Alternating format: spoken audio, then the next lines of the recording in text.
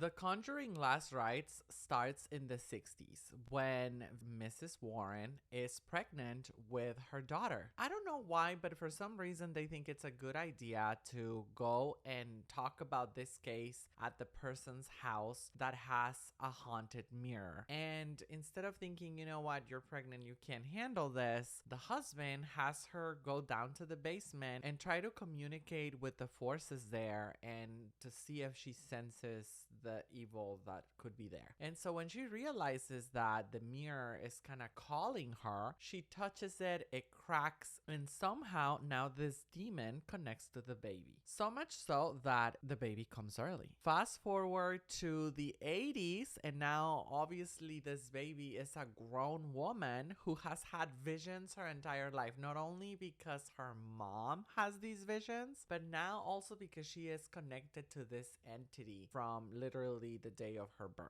In the 80s now, they are coming to see the Smurls, who have somehow acquired this mirror and have given it to their daughter as a birthday gift. I know, the irony.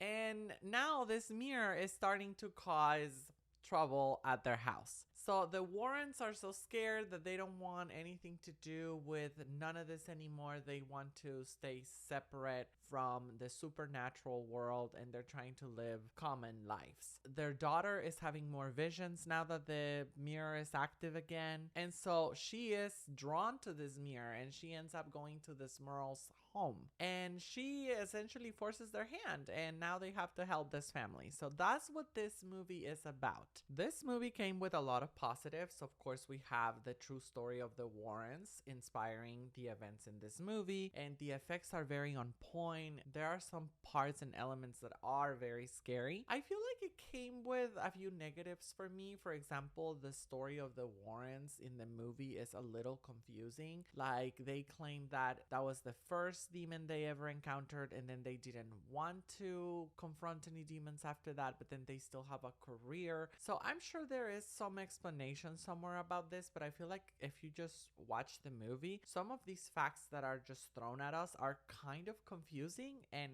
they contradict themselves in the timeline because it doesn't fully explain how they've been so away from it all, but then they're still so famous for defeating demons. It was a bit confusing to me. This is just my perspective, so I would love to hear down in the comments how you feel about The Conjuring coming to an end potentially, and I would love to know if this is a movie that you would go watch in theaters or if you're just gonna wait until it's out on streaming services.